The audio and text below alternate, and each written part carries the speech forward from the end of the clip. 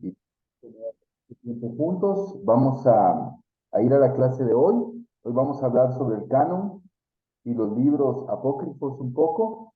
Es una clase bastante interesante, creo yo. Creo que va a ser una clase que va a ayudarnos bastante a entender el proceso de formación de la Biblia.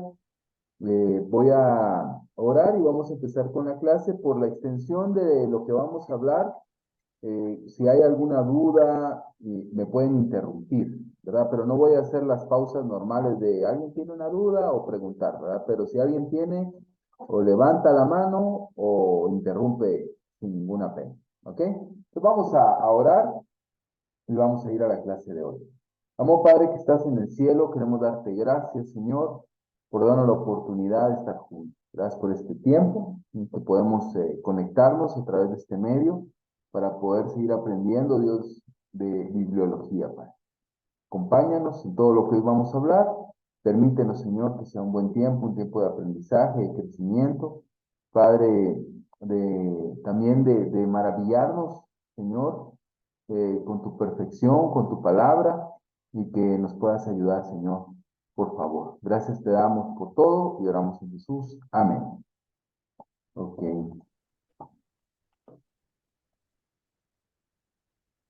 Entonces, comenzamos, vamos a hablar sobre canon y los libros apócrifos, ¿verdad?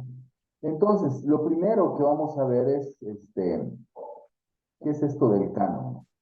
¿Verdad? Tal vez ustedes lo han escuchado, tal vez ustedes lo han escuchado ahí en algún lugar o en alguna prédica, ¿verdad? O lo han leído en algún libro, ¿verdad? Sobre el canon, de qué se trata, ¿no? De qué quiere decir eso. Entonces, vamos a ir viendo poco a poco. Introducción y qué significa la palabra canon.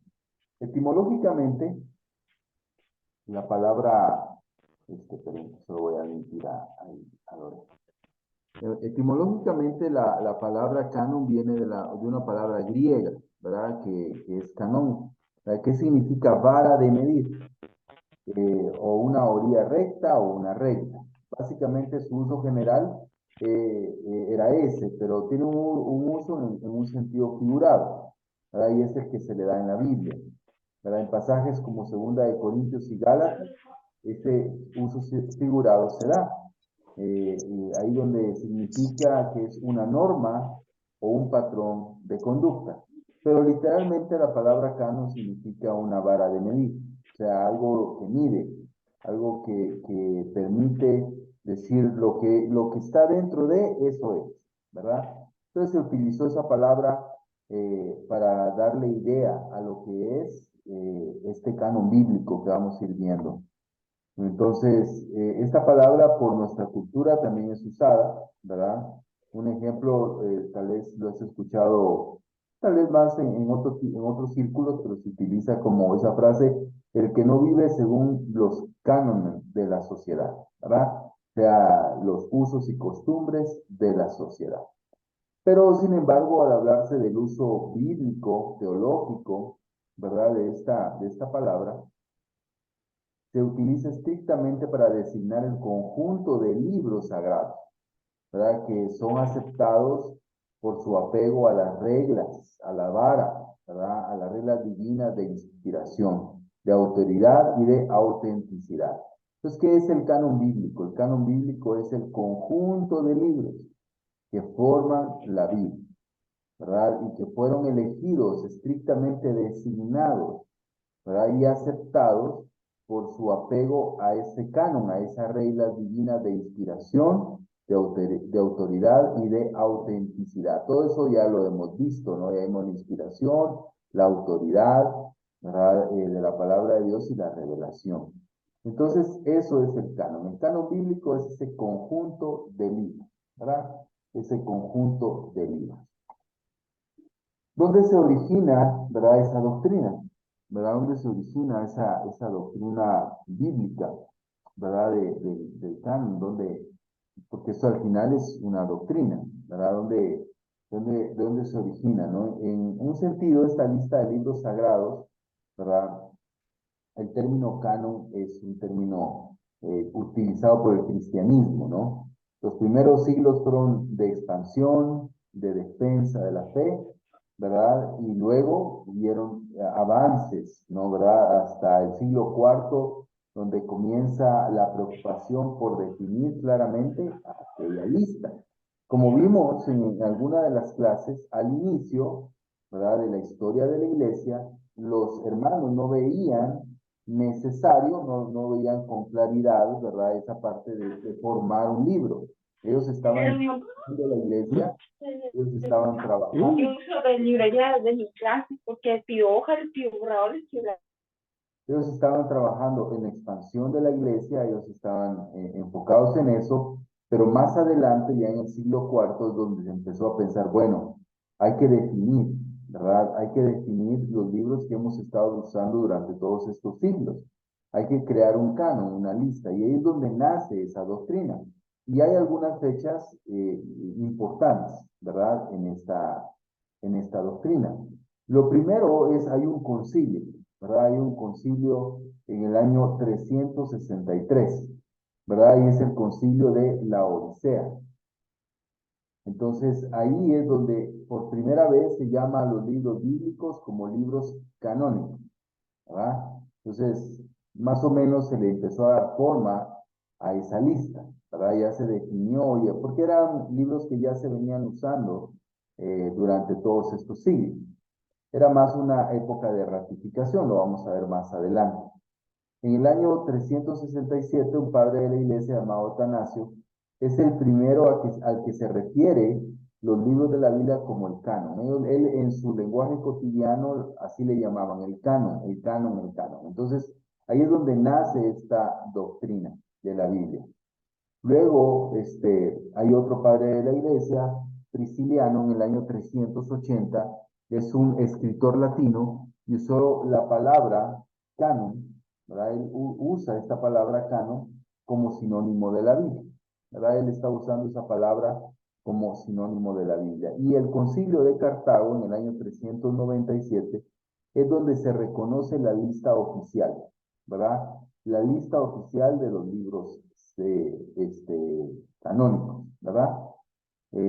Principalmente los libros del Nuevo Testamento, porque los libros del Antiguo Testamento ya habían sido reconocidos como autoritativos por los judíos, ¿verdad? Y por los primeros cristianos, pero ahí en el Concilio de Cartago, en el año 397, es donde ya se hace una lista oficial de estos 27 libros del Nuevo Testamento. Entonces, esas son fechas importantes donde se da origen a esta doctrina, ¿verdad? Del canon bíblico, ¿verdad? Donde nace esta idea del canon bíblico y dónde se origina. Entonces vemos 4 fechas, 2 eventos, que son 2 concilios y 2 personajes, Atanasio y Prisciliano, que dan uso a esta palabra y al término de canon bíblico.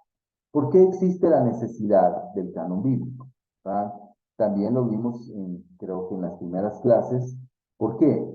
En relación al Antiguo Testamento, puede decirse que por causa de la cautividad, ¿verdad? De ellos, cuando ellos están en Babilonia, en la cautividad babilónica, los judíos tenían que determinar cuáles iban a ser los libros con autoridad, ¿verdad? Y ellos le dan forma en el exilio. Por eso el exilio es una época muy importante, muy, muy importante en la historia del Antiguo Testamento, porque es donde ya no existía el templo.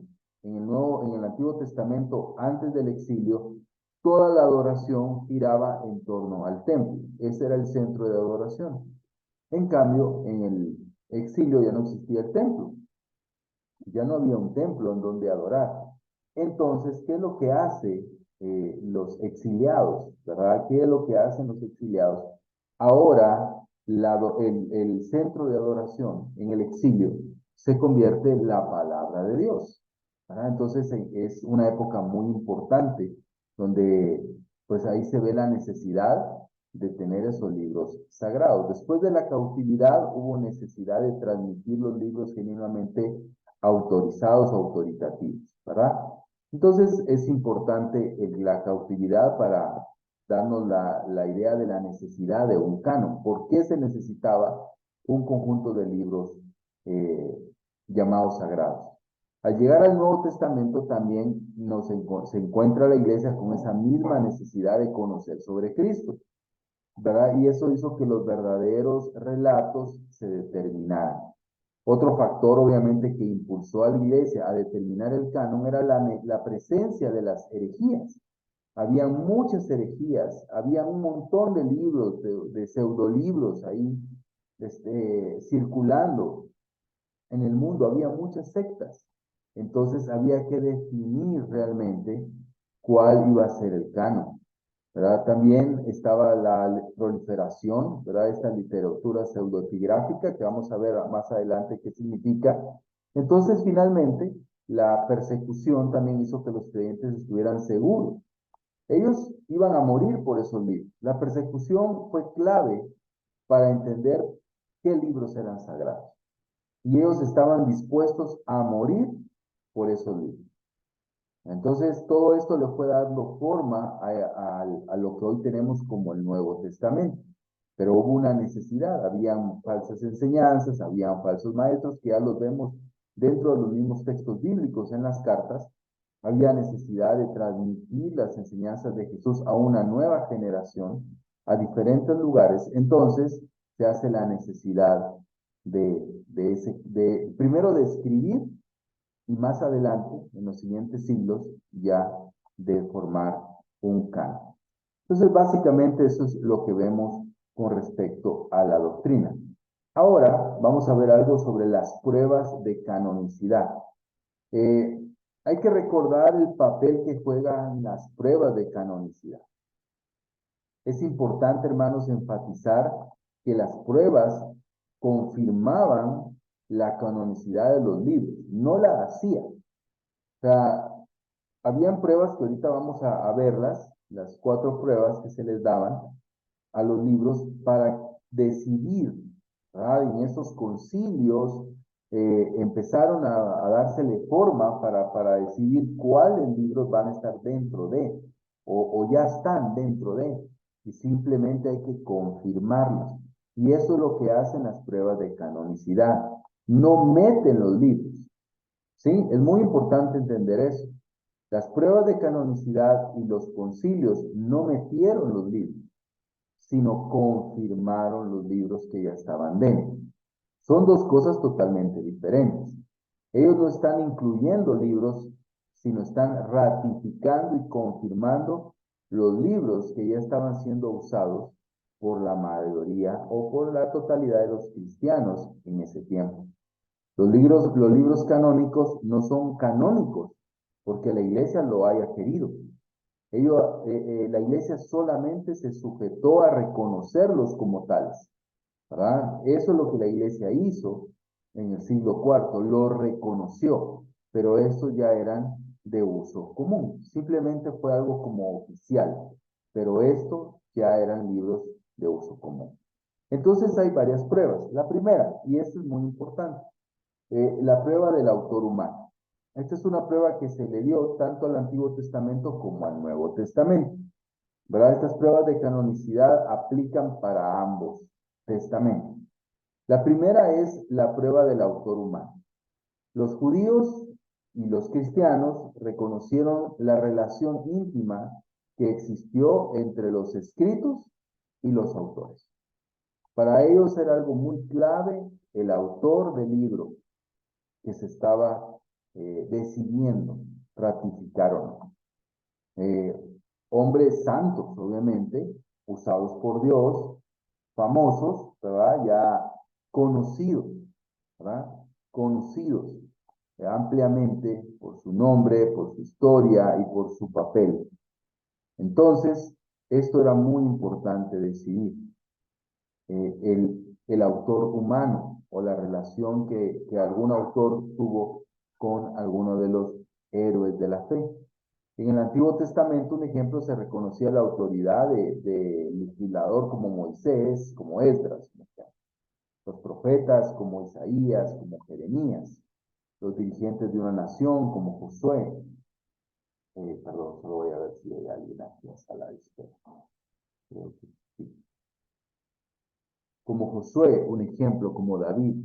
Y en el lado del Nuevo Testamento, ¿verdad? El libro debería haber sido escrito por un apóstol o respaldado por un apóstol, ¿sí? O sea, el Nuevo Testamento tenía que tener ese componente, escrito por un apóstol o respaldado por un apóstol o el escritor con una relación muy cercana a un apóstol. El ejemplo de Lucas. Lucas no es apóstol, ¿verdad? Pero tenía una relación muy cercana con Pablo, ¿verdad? Y la tradición, obviamente, ratifica que Pablo está respaldando a Lucas, ¿sí? Otro ejemplo es Marcos. Marcos no es apóstol, pero tiene una relación muy íntima con Pedro, ¿verdad? Una relación muy íntima con Pedro. Entonces, ese fue el criterio. Entonces, el primer criterio para la prueba de canonicidad es el autor humano. Ese es el primer prueba. Entonces, si salía ahí un ejemplo, ¿no? El Evangelio de, no sé, de Paulo Valcárcel, pues no, ¿quién es ese? No, él no es un apóstol, él no tiene una relación con ningún apóstol. Entonces, no, aunque tenga sabiduría, aunque tenga ideas claras del Evangelio, no puede ser tomado como un libro sagrado porque no fue escrito por un apóstol. Entonces fue ese el criterio tanto del Antiguo como del Nuevo Testamento. ¿Va? Segundo criterio que se utilizó fue la prueba del idioma, ¿verdad? En algunos casos se enfatizó la necesidad de mirar al hebreo y al griego como los idiomas básicos del canon. Obviamente se tuvo que reconocer que esta prueba no era absoluta, ¿verdad? Porque no solamente los apóstoles podían escribir o en griego o los escribas del Antiguo Testamento en hebreo, ¿no? Aunque sabemos que también hay partes de la Biblia que están en arameo, pero era parte de los criterios, ¿verdad? Un ejemplo, si había un escrito que estaba en latín o en otro idioma, ¿verdad? Era descartado literalmente. ¿Verdad? Era descartado literalmente, ¿no? No puede ser parte, ¿verdad? Del canon. Entonces hay mucha literatura que circuló en arameo, que no era parte de los textos bíblicos que están en arameo, y pues simplemente por el idioma se decidió no puede ser parte de los libros sagrados. Estos son criterios que se utilizaron en estos concilios y que han sido ratificados como sabios por los eruditos ya de esta época moderna. Tenemos la tercera prueba, y esta es obviamente importante, ¿verdad? Y es la prueba del contenido del libro, ¿verdad? La evidencia interna. ¿Qué evidencia interna nos da el libro? Vimos esto la semana pasada, ¿verdad? Cuando hablamos de la inspiración, cómo la misma Biblia y los mismos libros dan la evidencia de su inspiración divina, ¿verdad? Entonces, hay una claridad, ¿verdad? Obviamente en el erudito, en el estudioso de la palabra de Dios, de que el libro da prueba, da evidencia interna de que es un libro de inspiración y de autoridad. Los libros debían por ellos mismos evidenciar, expresar implícitamente estas dos cualidades, ¿verdad? Que son la inspiración y la autoridad. El libro tenía que mostrar que era autoridad, que está hablando con autoridad y que fue inspirado por el Espíritu Santo. Esta prueba obviamente puede ser muy subjetiva. Alguien puede decir, esto dice que es autoridad. Se ve que dice que tiene autoridad, pero alguien puede decir, no, pero tal vez no lo veo. Pero es el criterio al final. Dice tratar de ver con objetividad. Entonces, cuando uno lee un ejemplo, libros que tratan sobre la canonicidad de los libros de la Biblia, existen varios libros sobre eso, pues dan pruebas de esa evidencia. Uno puede, aún en buenas introducciones de libros de la Biblia o buenos manuales bíblicos, nos muestran estas evidencias, que nosotros a simple vista, simples mortales, no los podemos tal vez ver con claridad. A veces sí, a veces no. Pero pues los estudiosos sí lo logran ver y también los padres de la iglesia y quienes decidieron ¿verdad? En los concilios, ratificar, veían esto con claridad. Este es el tercer criterio, ¿verdad? De prueba de canonicidad. El cuarto criterio, la última prueba es, Paulo, perdón, disculpa. ¿sí? Respecto al último, al tercero que comentabas, por el contenido, no sé también cómo es ahí en el caso de Esther, de que es un libro que no menciona a Dios y que solo es la historia de, pues, la princesa judía, ¿verdad? No sé cómo fue el proceso ahí para hacerlo, pues, parte del canon. Ajá, gracias. Sí, es un libro debatible, ¿no? Es un libro que de una u otra manera lo debaten porque Dios no se menciona implícitamente, explícitamente, perdón, pero el criterio se aprueba porque fue mencionado implícitamente, ¿verdad? Y sobre todo por el relato de, de la fiesta, que fue creado el libro, ¿no? O fue puesto para poder enseñar sobre la fiesta del Purim y el milagro, ¿verdad?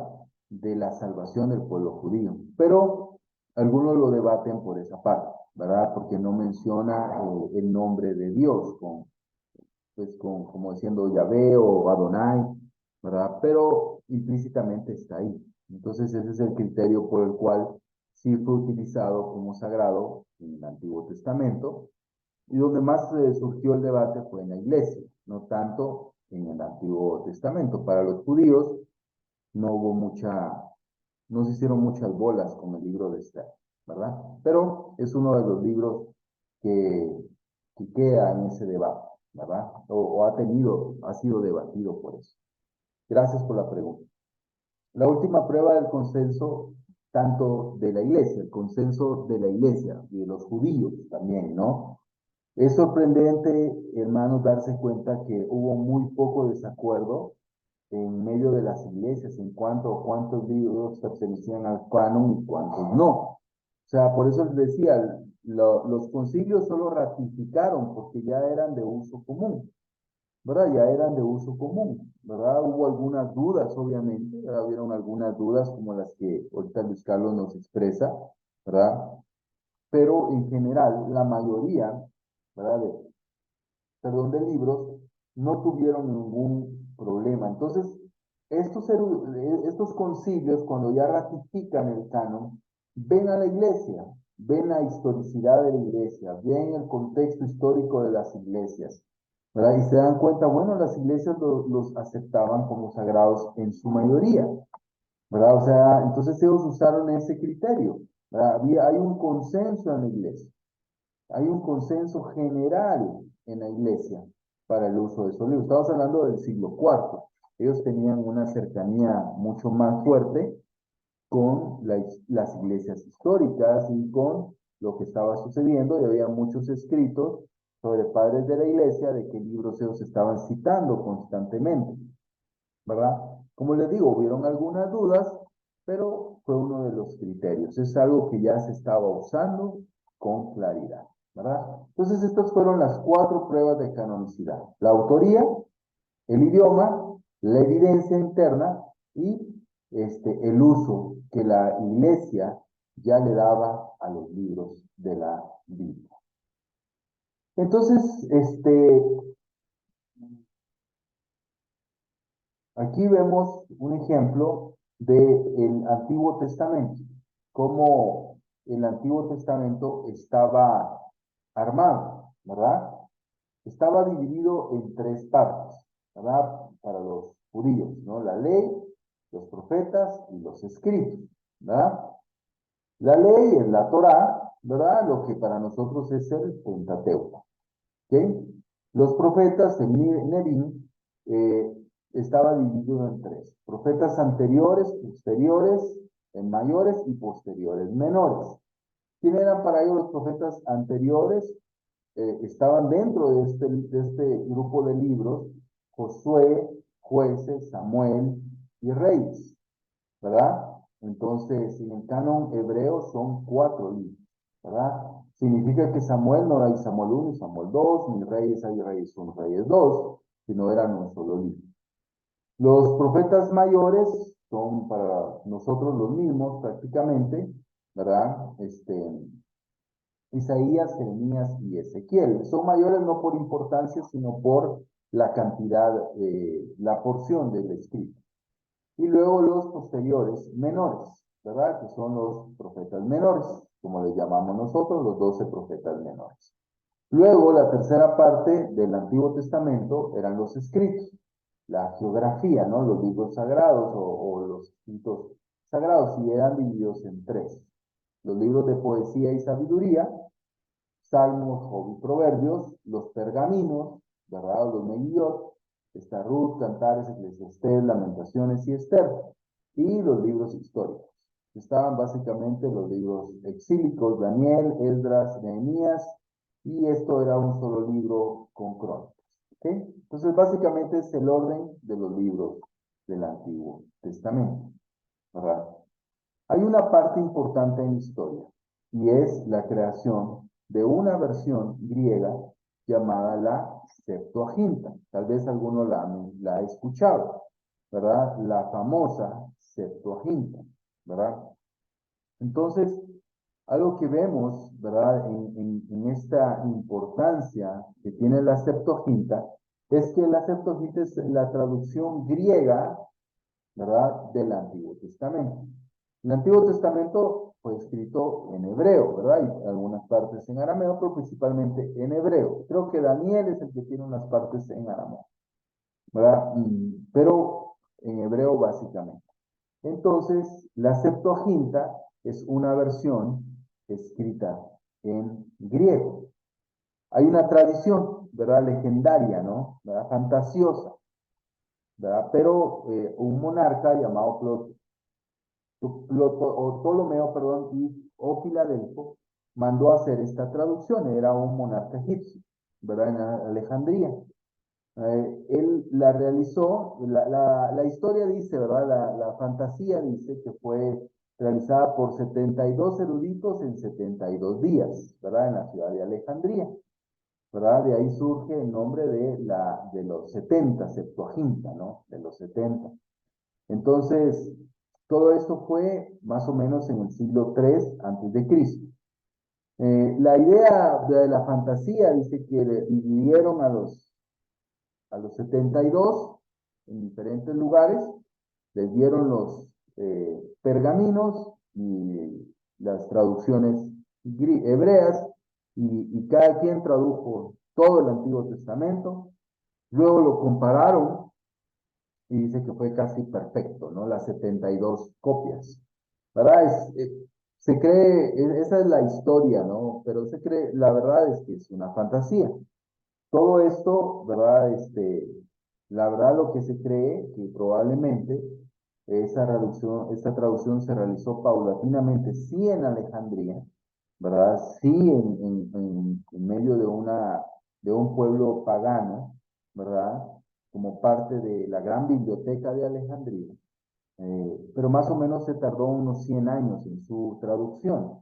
Eso es lo que creen también los eruditos. Ah, entonces, más o menos se cree que la versión se completó en el año 150, ¿verdad? Más o menos antes de Cristo.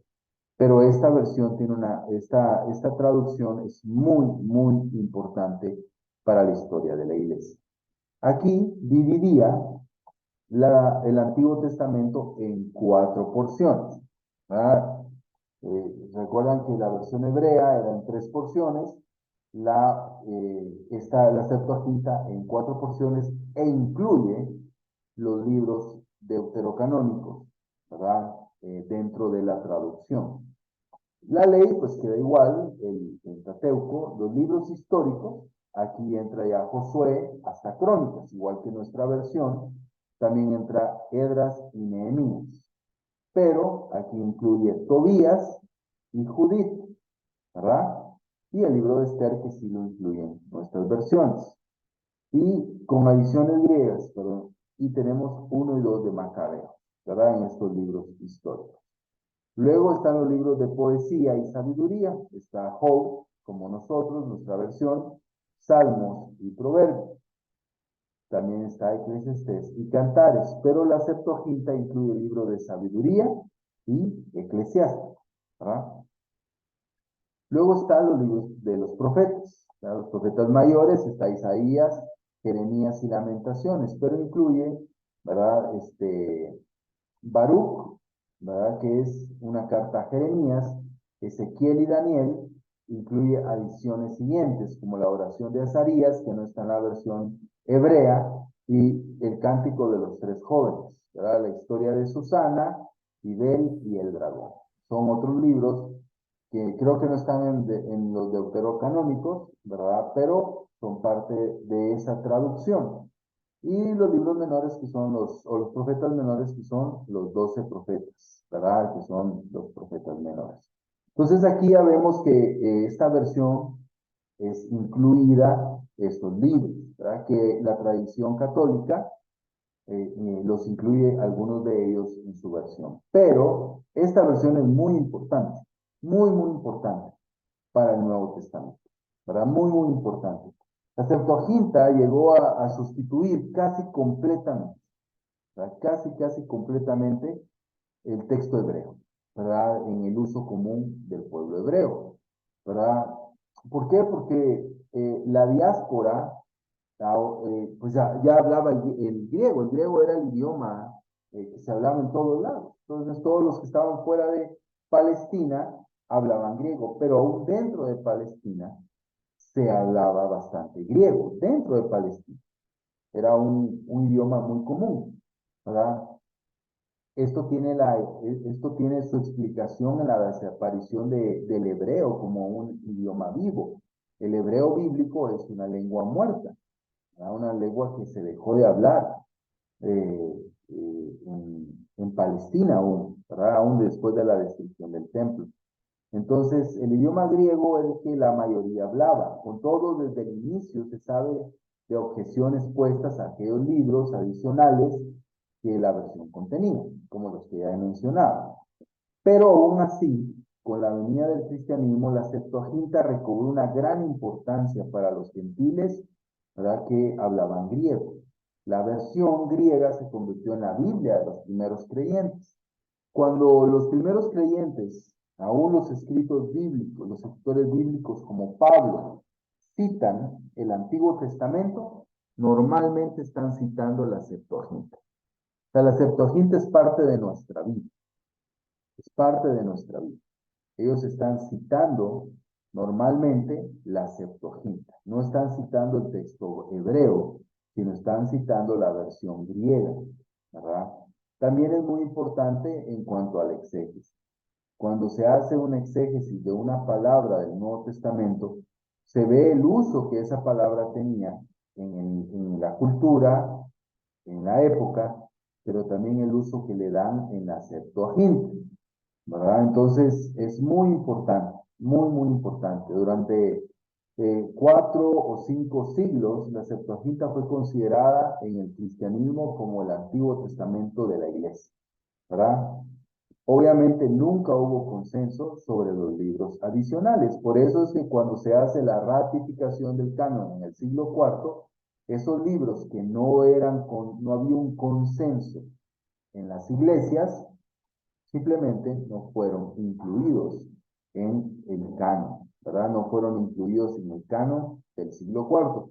Muchos años después, la Iglesia Católica añadió algunos de ellos, muchos años después. Pero en las fechas que vimos, ¿verdad? De los concilios, no eran incluidos. ¿Por qué? Porque no había un consenso sobre dichos libros, ¿verdad? No había un consenso sobre dichos libros. Entonces, así es como vemos la historia acá en la importancia de esta versión de la Septuaginta. El canon en el Nuevo Testamento, ¿verdad? ¿Cómo fue el canon en el Nuevo Testamento? En el Antiguo Testamento era mucho más sencillo, ¿no? Porque ya ellos traían, ¿verdad? Una integración de esos libros. Pero ¿qué pasa en el Nuevo Testamento? Los 27 libros que integran el canon del Nuevo Testamento son reconocidos por todas las confesiones cristianas sin reserva alguna. O sea, todas las confesiones ortodoxas, ¿verdad? Históricas o no, confirman y reconocen, ¿verdad? Estos 27 libros. No solo ahorita, no solo en el siglo pasado, sino desde el siglo IV, ¿verdad? Y antes, obviamente, con el uso que se le da. El orden en el que aparecen es el mismo que tiene nuestra Biblia en español. Nuestra Biblia en español usa el mismo criterio de los primeros concilios, ¿verdad? Los criterios que se siguieron para clasificar y ordenar los libros son varios, ¿verdad? Hay un criterio que es temático, especialmente por el orden de los evangelios, ¿verdad? Y hay un tema. Otro es el tamaño o la extensión de los libros, especialmente el orden de las epístolas paulinas, y otro es el cronológico, ¿verdad? En el caso de Juan y de Apocalipsis, fueron criterios que se utilizaron, pero básicamente es lo mismo. Hay varias etapas, ¿verdad? En la historia del canon. La primera etapa es la etapa apostólica, ¿verdad? O la etapa de escrituración. Eso ocurre del año 50 al año 100 después de Cristo. Básicamente en el año 47 al 50 fueron escritos los primeros libros del Nuevo Testamento. Muy probablemente, primera y segunda de Tesalonicenses fueron los primeros libros escritos. Algunos creen que muy cerquita ahí está, con posibilidades de ser los primeros, pues Santiago o Gálatas. Pero el consenso está en 1 y 2 de Tesalonicenses. Los últimos escritos fueron por Juan, ¿verdad? Hacia finales del primer siglo, ¿verdad? Y algunos han querido extender eso muchos siglos después o muchos años después, pero sabemos que es muy poco probable, ¿no? Entonces, la etapa apostólica fue la etapa de escrituración. En esos 50 años se escribió todo lo que nosotros tenemos como el Nuevo Testamento. Luego existió la etapa de circulación, ¿verdad? Del año 100 al año 150. Muchas cartas, especialmente las de Pablo, circularon desde el primer siglo, ¿verdad? Entre las iglesias, lo podemos ver en una escritura que vimos la semana pasada, segunda de Pedro 3:16. Obviamente las dificultades económicas, de transporte, la ausencia de copistas capacitados hicieron que estos escritos tardaran en llegar a todas las iglesias del Imperio Romano. Pero de todas maneras, se cree que ya en el segundo siglo, la primera parte del segundo siglo, del año 100 al año 150, se hizo toda la circulación de estos escritos, ¿verdad? Entonces, si uno ve los criterios de otros escritores históricos como Platón, Sócrates, los filósofos griegos, realmente para que los escritos de estos hombres circularan tardaron 700 años, 600 años, 500 años. O sea, es obviamente un milagro que en 50 años haya podido circular en todo un imperio y en el mundo conocido estos escritos, ¿verdad?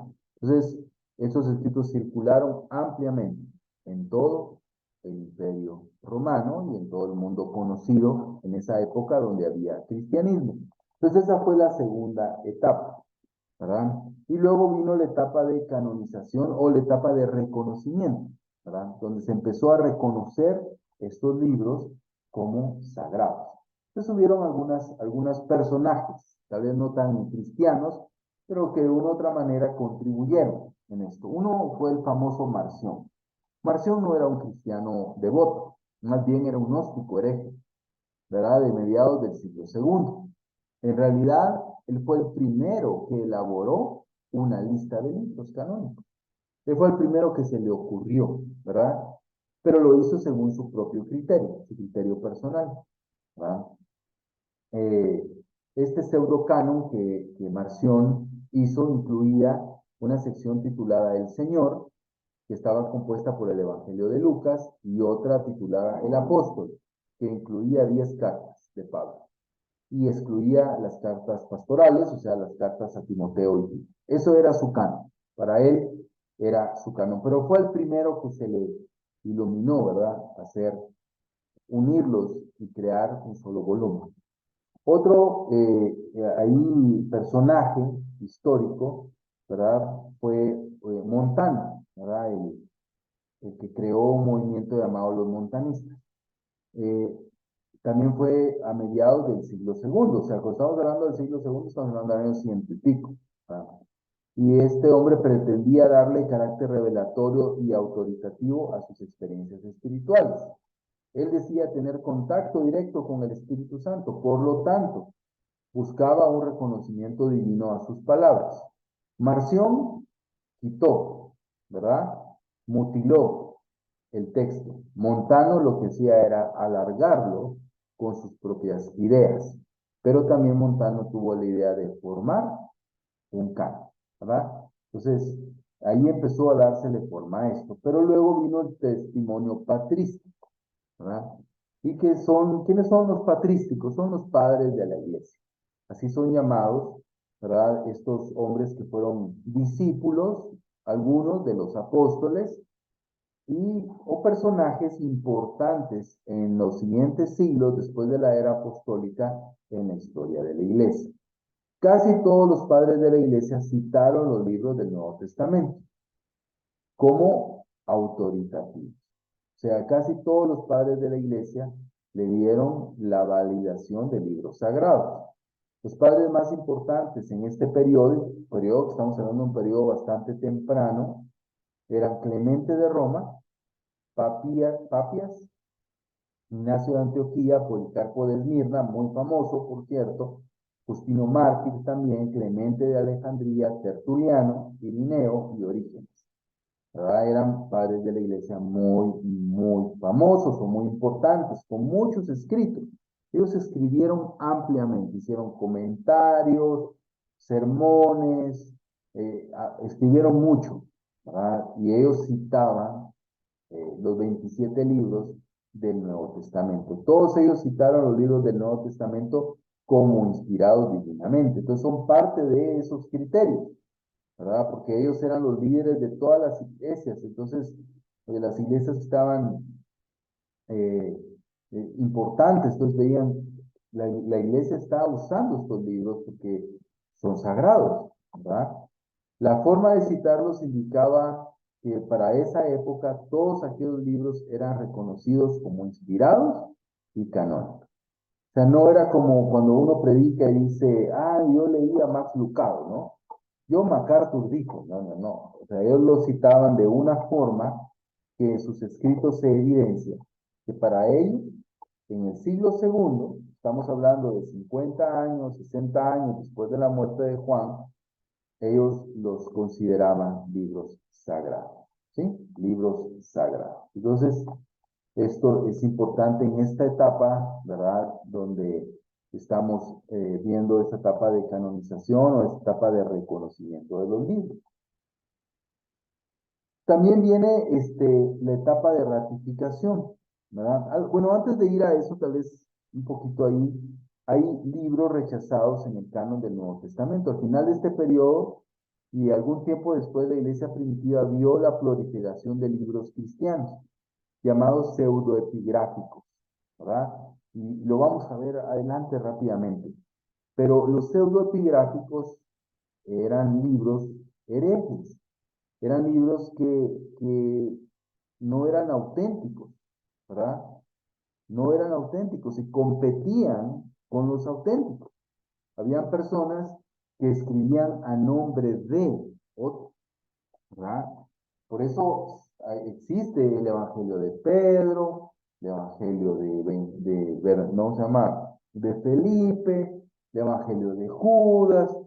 Entonces, pero esos fueron escritos muchos años después, ¿verdad? Y no fueron escritos por los apóstoles. Entonces, también en esta parte, por eso era tan importante el realizar el canon para dejar fuera a esos libros. Entonces, los 27 libros del Nuevo Testamento, ¿verdad? Son los que nosotros tenemos en nuestra Biblia, es históricamente los que se utilizaron. Los evangelios, libros de los hechos, las cartas y el Apocalipsis, ¿verdad? Luego vino, después de esta etapa, ¿verdad? La etapa de ratificación, ¿verdad? Entonces, la etapa de ratificación. Aún en esta etapa de ratificación de la iglesia, a partir del siglo segundo, era evidente que habían discusiones bastante, que eran pocas discusiones. Hay muy pocos libros discutidos, pero sí existen libros que se discutió si valía la pena o si se necesitaba o tenían que estar dentro del canon. Y habían varios que fueron debatidos. Uno de ellos fue Hebreos. Hebreos hubo un debate, o bueno, el día de hoy, porque no se sabe quién fue el autor, ¿verdad? No se sabe quién fue el autor. Entonces no cumple con el primer criterio, cumple con los otros tres, ¿verdad? Pero no cumple con el primer criterio, porque no se sabe quién lo escribió y si tenía una relación con los apóstoles, pero fue una de las razones por las cuales se debatió, pero aún así era un libro utilizado por todos los padres de la iglesia. Entonces, se saltaron, digámoslo así, el primer criterio, aunque muchos años se le adjudicó a Pablo, ¿verdad? El libro. Muchos años se le adjudicó a Pablo el libro, pero es evidente que no fue escrito por Pablo. Otra carta fue Segunda de Pedro. Segunda de Pedro también fue debatida. La razón es porque su estilo, su manera de escribir, es diferente a Primera de Pedro, ¿verdad? Hay unas, ese es el debate, ¿verdad? El debate es que es diferente, no se siente que es el mismo Pedro. Hay varias razones, ¿verdad? Que uno cambia con los años en su forma de hablar y puede cambiar también en su forma de redactar. Eso es uno. Segundo, estos hombres, como la mayoría de los apóstoles y escritores bíblicos, utilizaban, se me fue la palabra ahorita, pero eran como secretarios, ¿verdad? Como secretarios que ellos dictaban y ellos escribían, pero tenían también libertad creativa. Entonces, son las razones, pero igual Segunda de Pedro era utilizada por los, cumplía con los criterios, pero fue una carta debatida. Otra, segunda y tercera de Juan, fue debatida porque parecía que era algo muy personal. La segunda y la tercera carta de Juan, entonces que eran cartas muy íntimas y que pues, no necesitaban, no por no ser inspiradas, sino no necesitaban ser parte del canon, pero igualmente eran citadas. Y el último es Judas. También la carta de Judas será debatida. ¿Por qué? Porque él cita dos libros apócrifos. Él cita la Asunción de Moisés en el versículo 9 y el libro de Enoch. También lo cita, creo que versículos 14 y 15. Entonces, básicamente esos fueron los pequeños debates, ¿verdad? Que hubieron en cuanto a si se tomaban o no esos libros, pero realmente se terminó ratificando porque cumplían con la mayoría de criterios. Tres concilios importantes en la ratificación de la canonicidad de los libros del Nuevo Testamento. Fueron en 363, que ya lo citamos, el de la Odisea, ¿verdad? Donde se habló de libros canónicos. Aunque no se hizo una lista, sí se habló y ahí nació, ¿verdad? Esa doctrina.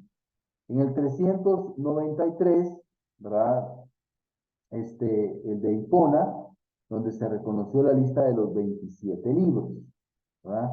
Ahí ya en el 393, ya 30 años después de la Odisea, ya se reconocen los 27 libros. Y finalmente en el 397, el Concilio de Cartago, donde se da una ratificación oficial del canon nuevo testamentario. Entonces en el 397 ya está ratificado lo que es el Nuevo Testamento, como nosotros lo conocemos, ¿verdad? Básicamente esa es la historia. Aquí podemos ver, tal vez ustedes lo van a ver cuando yo les dé la presentación, pero aquí hay un mapa mental de lo que es básicamente lo que hemos hablado ahorita. Está la época apostólica y de escrituración, ¿verdad? Del año 50 al 100, ¿verdad? Del primero al último libro. Luego está la etapa de circulación del año 150, ¿verdad? Y la etapa de canonización y reconocimiento del año 155. Y aquí vemos algunas cosas que se evaluaron, escritores existentes para saber cuáles eran autoritativos, aparecen figuras famosas, como ya vimos Marción y Montano, pero también los padres de la iglesia que citaron los libros del Nuevo Testamento, y vemos todos los padres que hemos platicado ahorita, ¿verdad? Luego vemos la etapa de ratificación, ¿verdad? Perdón, la etapa de ratificación del 200 al 400, vemos los libros que fueron debatidos y los tres concilios importantes que acabamos de citar, ¿verdad? Entonces, y ahí lo pueden ver ustedes más tranquilos, pero que hay un mapa mental de lo que hablamos ahorita. Y ahí vamos a, permítame un segundo.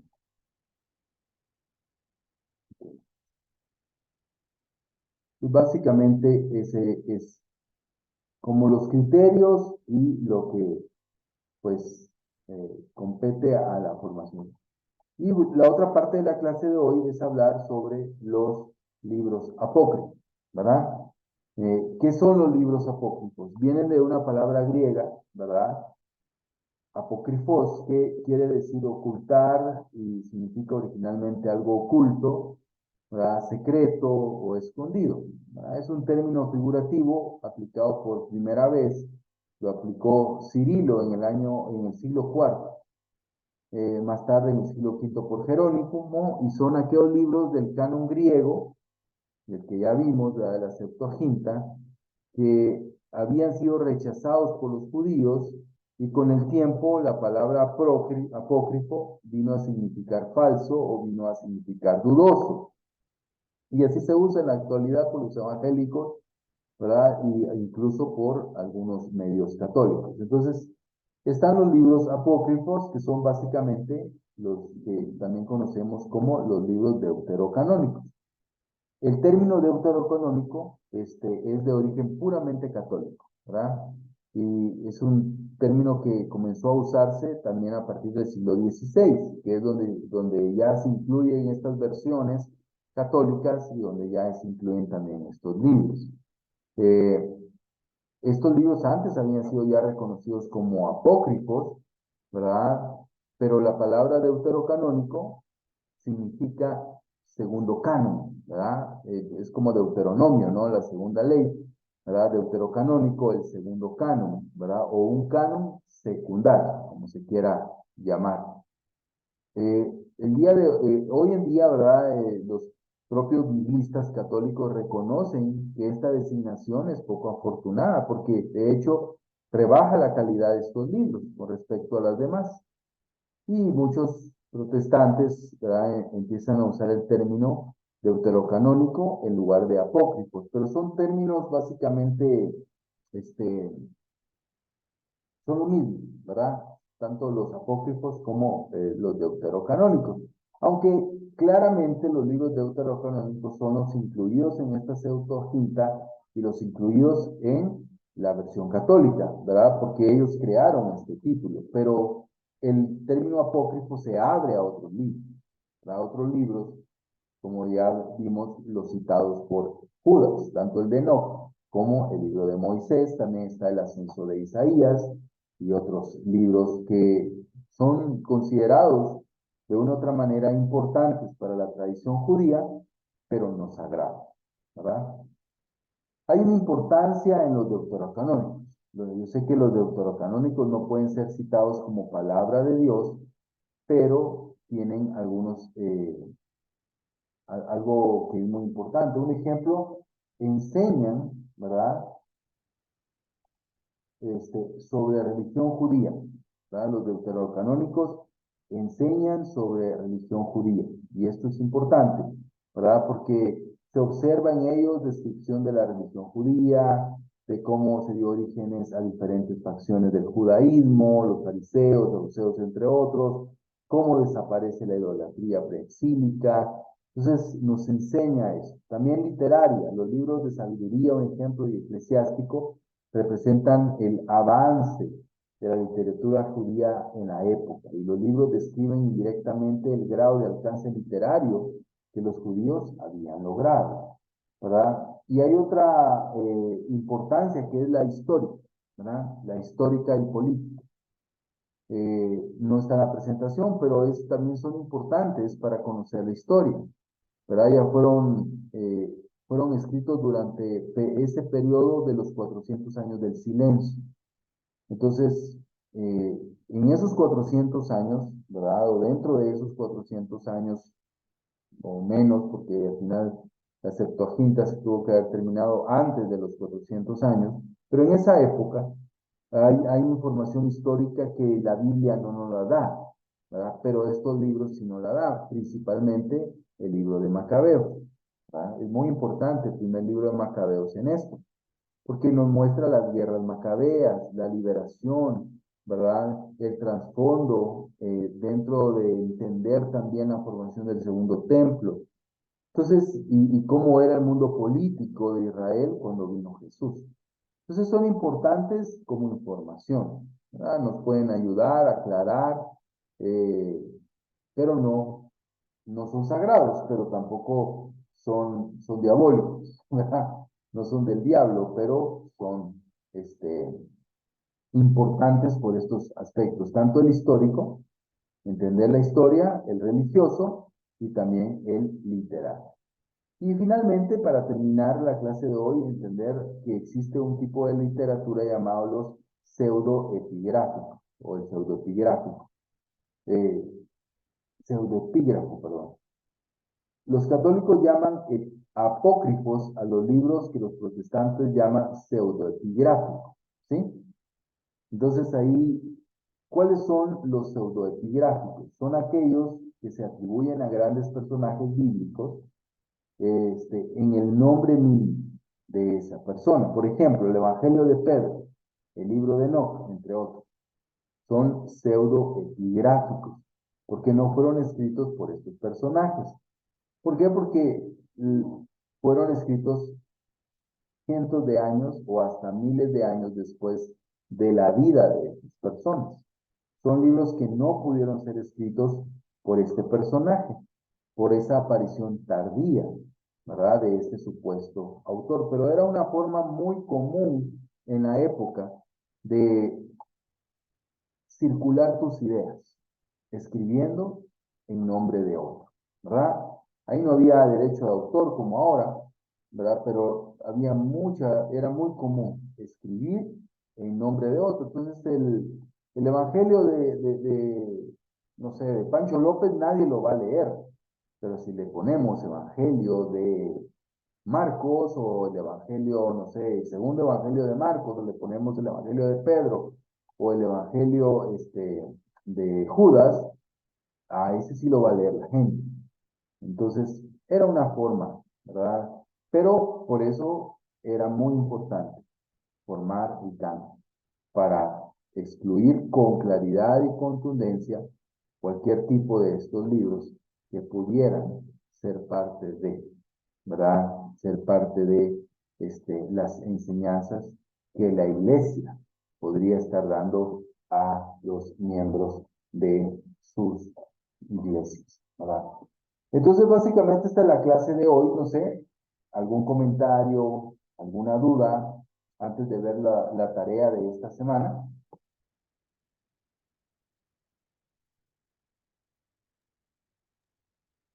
Buenas Yo noches, tengo, Pablo. ay, perdón.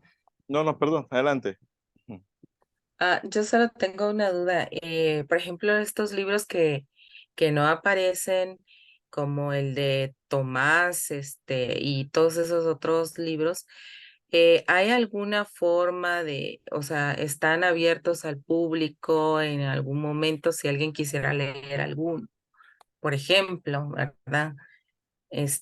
O fueron de una vez quitados y están ocultos o algo así? No están en internet, ¿verdad? No, la Ay, mayoría de ellos se mantuvieron algunas copias, ¿verdad? ujú, Y se pueden consultar, ¿verdad? Se ujú. pueden consultar, la mayoría de ellos pueden consultarse, ¿verdad? Ok, gracias. Buenas noches, Pablo. Buenas noches, Giovanni. No, la verdad es que escuchando todo lo que nos compartía, pues primero que todo me llena de mucha gratitud, la verdad, me llena de mucha gratitud el que hoy tengamos la Biblia como la tenemos porque leyendo pues lo que ya usted nos había anticipado con la tarea de la clase anterior, a mí se me venía a la mente era cuánta lucha hubo porque todo esto se pusiera en orden, porque pudiéramos tener lo que hoy tenemos como la Biblia y que realmente pues nosotros se nos ha enseñado que es la verdad, ¿no?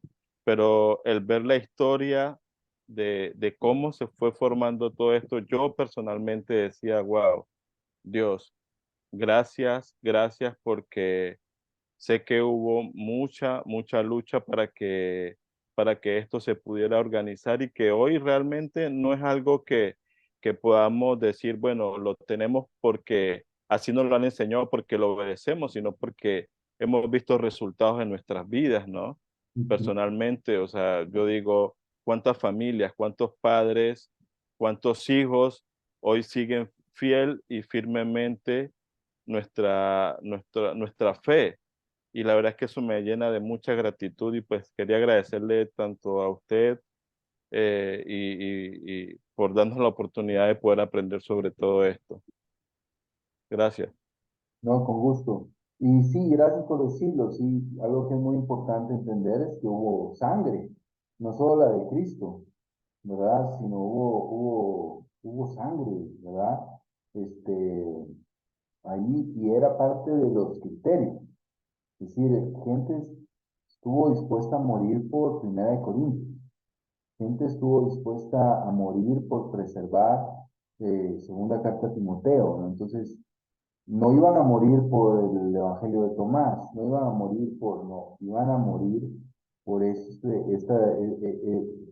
escritos que ellos consideraban sagrados, porque lo habían experimentado en su propia vida y habían sido luz para su caminar y habían traído el Evangelio a su corazón, ¿verdad? Entonces hoy nosotros damos por sentada la Biblia, la tenemos en un montón de versiones, electrónica y todo, y podemos dejar de valorar, ¿verdad? Todo lo que estos hombres pasaron, todas las batallas, entonces, todas las cosas tan graves y duras que vivieron para que Dios los utilizara para tener hoy nosotros la Biblia, ¿verdad? Así que es muy importante ahí. Pero muchas gracias por el comentario y por la duda que tenía tan. Y bueno, vamos a ver la tarea de la semana, es investigar sobre los libros apócrifos o deuterocanónicos, ¿verdad? ¿Y qué van a hacer? Van a hacer un listado de todos los libros apócrifos y deuterocanónicos, ¿verdad? Si logran, luego, si es posible, incluir si encuentran alguna fecha aproximada de escritura y su autor, ¿verdad? Entonces, va a ser interesante, ¿verdad? Meterse a internet y tratar de buscar un listado de estos libros apócrifos, ¿verdad? Y determinar, cómo se llamaba, si existe el autor, si no existe el autor, pues no importa, y si hay alguna fecha en la que apareció, ¿verdad? O en la que circuló, o en la que se escribió. Pero para tener claridad, también a ustedes les ayuda y nos ayuda a entender, bueno, todos estos libros son apócrifos o deuterocanónicos, y entre ellos van a encontrar también algunos pseudoepigráficos, ¿verdad? Está bien, no importa, pueden ponerlos, pueden ponerlos. Entender que hay una gran diferencia entre uno y el otro, pero son parte de los libros que en algún momento de la historia se debatió y se decidió. Estos libros no son parte del canon, ¿verdad? Entonces, esta es la tarea de esta semana, ¿verdad? Si no hay ninguna duda, ¿verdad? Aquí concluimos la clase de hoy y el próximo lunes tenemos la última clase que nos la va a dar Eduardo Caballero para que podamos estar ahí listos y podamos también venir a la última clase y avanzar ahí en las tareas, queridos hermanos, ¿verdad? Eso es todo por hoy. Que Dios los bendiga y estamos en contacto. Gracias, Gracias. querido Pablo. Gracias, Pablo. Feliz noche. Muchas gracias. Gracias. Gracias, Buenas Pablo. noches. Muchas gracias, Pablo. Feliz